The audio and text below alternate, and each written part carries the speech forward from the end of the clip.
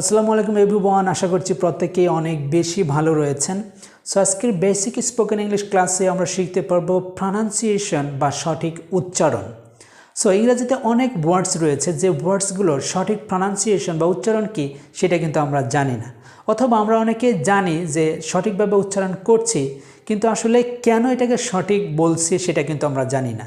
So আদৌ এটা সঠিক নাকি আসলে এটা যদি সঠিকও হয়ে থাকে তাহলে কেন এটা সঠিক সেটা কিন্তু আমরা জানি না, ওয়াই। সো আমার বড় ভাই, আমার ফ্রেন্ডস অথবা টিচার্সের কাছ থেকে শুনেছি যে এটা কীভাবে উচ্চারণ করা হয়, আমিও ঠিক সেভাবে উচ্চারণ করছি, কিন্তু কেন এটা এভাবে উচ্চারণ হচ্ছে বা এটা এভাবে না হয় এভাবে কেন হলো না সেটা কখনো কিন্তু আমরা প্রশ্ন করিনি। সো ইংরেজি শিখতে হলে অবশ্যই আপনাকে অ্যানালাইসিস করে শিখতে হবে। আপনি যখন অ্যানালাইসিস করা শিখবেন তখন ইংরেজি শেখার প্রতি আপনার একটা আগ্রহ বেড়ে যাবে। সো আজকের এই লেসন থেকে আমরা সেটা শিখতে পারবো যে কেন এটাকে আমরা সঠিক উচ্চারণ বলছি বা এটাকে এভাবে উচ্চারণ না হয়ে এভাবে কেন হলো সেটা আমরা শিখবো আজকের এই লেসন থেকে। So anyways, this is Mukul-Ell with you guys all today, and I always try to make something different. So without any further ado, let's get started our today's lesson. Yes, already আমি কিছু ওয়ার্ডস লিখে রেখেছি। এই ওয়ার্ডসগুলোর সঠিক উচ্চারণটা কী বা কেন সেটা আমরা আজকে অ্যানালাইসিস করব বা জানবো। সো প্রথমেই লেখা আছে DATA। এটা কি ডেটা নাকি ডাটা? সেটা আমি আপনাদের কাছ থেকে একটু জানতে চাই। প্লিজ কমেন্ট সেকশনে একটু জানিয়ে দেবেন যে এটাকে ডেটা নাকি ডাটা বলা হয়, একটু কমেন্ট সেকশনে জানিয়ে দেন। দেন নেক্সট কাট, তারপরে বাট, তারপরে পাট। সো এটা কিন্তু আমরা পাট বলছি না, সো এটাকে আমরা পুট বলছি। কিন্তু পুট কেন বলছি সেটা কিন্তু কখনো নিজেকে প্রশ্ন করিনি যে এটা আদৌ পুট যে বলছি সঠিক উচ্চারণ, কিন্তু কেন এটা সেটা কিন্তু আমরা জানি না। সো এটাকে আমরা এটা যদি বাট বলি তাহলে এটাকে পাট বললে দোষ কী? সো এটাকে আমরা পুট বলছি। ওই যে আমার বড় ভাই, আমার টিচার্স বা আমার কোনো বন্ধু বান্ধবের কাছ থেকে শুনেছি এটাকে পুট বলা হয়, আমরাও পুট বলছি। সো এটাকে আমরা পাট বলছি না। সো আমরা আজকে সেটাই শিখবো, কারেক্ট প্রনাউন্সিয়েশনটা কি সেটা শিখবো। সো ইতিমধ্যে আপনারা হয়তো বা লিখে দিয়েছেন এটাকে ডেটা নাকি ডাটা। সো নো, এটা ডেটাও না ডাটাও না, ইটস ডেটা। কি বলছি? ডেটা, টা ডেটা।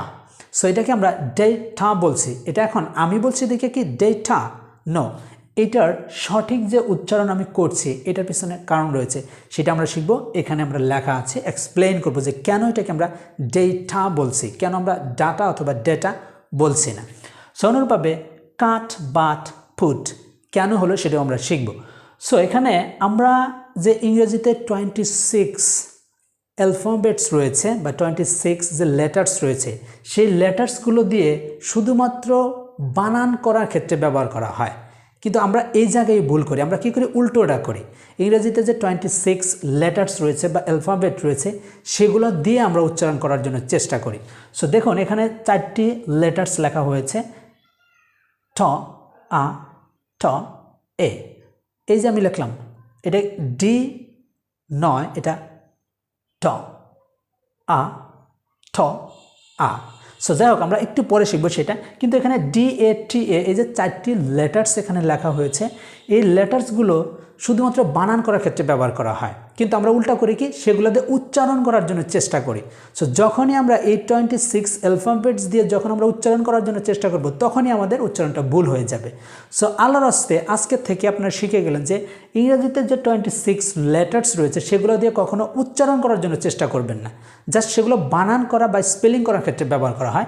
যেমন যদি আমরা লেটার্স দিয়ে উচ্চারণ করতাম তাহলে কিন্তু এটা যদি বাট হয় তাহলে কিন্তু এটা অবশ্যই আমরা পাট বলতাম, PUT, পাট, যদি লেটার্স দিয়ে উচ্চারণ করতাম। কিন্তু আসলে লেটার্স দিয়ে কখনো ইংরেজি উচ্চারণ করা হয় না, জাস্ট বানান করা হয়। তাহলে এখন বলতে পারেন ভাইয়া তাহলে উচ্চারণ কিভাবে হয়? ইয়েস, এক্স্যাক্টলি, উচ্চারণ করা হয় ইংরেজিতে 44 সাউন্ডস রয়েছে, যে সাউন্ডসগুলোর মাধ্যমে আমরা এই সঠিক যে উচ্চারণ সেটা আমরা শিখি বা বলে থাকি। সো আমরা এইটার অ্যানালাইসিস করে দেখব ওই 44 সাউন্ডসের মধ্যে থেকে কেন এটাকে ডেটা বলছি, এটাকে কেন কাট, বাট, পুট বলছি। সো চলুন দেখা যাক। So let's get started. Okay, প্রথমে দেওয়া আছে ডাটা, যেটা আমরা বলে থাকি বা ডেটা বলে থাকি স্টাইল করে ডেটা, কিন্তু আসলে ভুল বলছে, রাইট? সো দেখুন এখানে 4টি সাউন্ডস রয়েছে, এই ডেটার মধ্যে 4টি সাউন্ডস রয়েছে। সো এই যে ডি, এটাকে আমরা বলি ড। এই যে স্ল্যাশ মার্ক দেখছেন, যেখানে যে ওয়ার্ডসের মধ্যে এরকম স্ল্যাশ মার্কস দেখবেন সেটা মনে করবেন এক একটি সাউন্ড, ঠিক আছে। সো ড এটা একটি সাউন্ড। অনুরূপভাবে এই ই এবং আই, এটাকে এই যে স্ল্যাশ মার্ক রয়েছে, সো এটিও একটি সাউন্ড। সো এই, তাহলে ট এই ঠ, এটাও একটি সাউন্ড ঠ। অ্যান্ড দেন আ, এই উল্টা ইর মতো দেখা যাচ্ছে, তাই না? এটা ই না, আ, ঠিক আছে। এই যে স্ল্যাশ মার্ক দেওয়া আছে তার মানে ট এই ঠ আ। এখন যদি একবারে বলি এভাবে থাকবে, সঠিক উচ্চারণটা এভাবে থাকবে। আমি ভেঙে ভেঙে বলে দিচ্ছি, কেননা আমরা জানার জন্য যে এটা 4টি সাউন্ডস রয়েছে, 4টি সাউন্ডস মিলে এটা উচ্চারণ হয়েছে, ঠিক আছে। যেমন ট এই ঠ আ, ডাই ঠা, রাইট, ডাই ঠা, এই যে এই ডাই ঠা, ঠিক আছে। তবে এখানে একটু পার্থক্য রয়েছে ব্রিটিশ অ্যান্ড আমেরিকানদের মতো। আমি যেটা করছি সেটা হচ্ছে ব্রিটিশ, আর আমেরিকান যদি হয় তাহলে এই যে টি দেখছেন, এই টির জায়গায় ডি হবে, অর্থাৎ ট হবে। যেমন ট এই ট আ, ডে টা, যেটা আমেরিকানটা করে। যাই হোক, আমরা এটা শিখে নেই, ডে টা। ওকে, এবার আমরা শিখব কাট। সো এটাকে আমরা কাট বলছি কেন? সো আজকে থেকে সঠিক উচ্চারণটা শিখে নেবেন। এটা কাট না, ইটস কাট। খ এর মতো উচ্চারণ হবে, দ্যাট মিন্স ক, হ্যাঁ, খ। যাই হোক, আমরা এটাতে কয়টি সাউন্ডস রয়েছে? 3টি সাউন্ডস রয়েছে। যেমন সি কে আমরা অলওয়েজ খ বলবো, খ, ঠিক আছে, খ। তারপরে এই যে এটাকে দেখছেন, এটাকে বলা হয় আ, দ্যাট মিন্স এটা এ কিন্তু না, হ্যাঁ, আর এটা ঠ, টি না, ঠ, দ্যাট মিন্স খ ঠ, কাট, ঠিক আছে। এটাকে কাট না কাট বলছে। যেমন খ ঠ, কাট, রাইট। সো কাট। সো অনুরূপভাবে বাট, ঠিক আছে, এটাকে আমরা বাট বলছি, এটাকে বুট বলছি না কেন, রাইট। ওকে, দেখি ব অনুরূপভাবে এটা আমি লিখে রেখেছি এটা ইতিমধ্যে শিখে গিয়েছেন। এটাতেও কিন্তু 3টি সাউন্ডস রয়েছে, যেমন ব ঠ, তাহলে কী হলো? But, right. এইভাবে দেওয়া থাকবে, ব ঠ, বাট, রাইট। সো এখানে বুট হলো না কেন, বুঝতে পারছেন? সো এই ইউটা উচ্চারণটা হচ্ছে এর মতো, ঠিক আছে, প ঠ, বাট, ঠিক আছে। যদি এখানে ইউ থাকতো তাহলে আমরা বলতে পারতাম বুট। সো আশা করি বুঝতে পারছেন যে লেটার্স দিয়ে কখনো উচ্চারণ করা যায় না, জাস্ট বানান করার ক্ষেত্রে ব্যবহার করা হয়। আর উচ্চারণ ক্ষেত্রে 44 সাউন্ডস রয়েছে, সেই সাউন্ডসগুলো দিয়ে উচ্চারণ করা হয়। সো ব ঠ, বাট।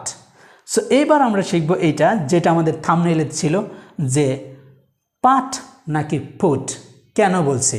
সো দেখুন, এখানে পি ঠিকই আছে, ফ, এটাকে ফ বলছি, ফ। তারপরে দেখুন এখানে কী দেওয়া আছে, ইউ এর মতো, হ্যাঁ। সো এখানে কিন্তু আমরা এই যে দেখুন, এটাতে কিন্তু দেখুন এর মতো হয়েছে, তাই না? সো এখানে কিন্তু ইউটা এর মতো উচ্চারণ রয়েছে, ঠিক আছে, এখানে কিন্তু আছে, দেখুন বি ইউ, এই ইউটা কিন্তু এখানে নাই, ঠিক আছে।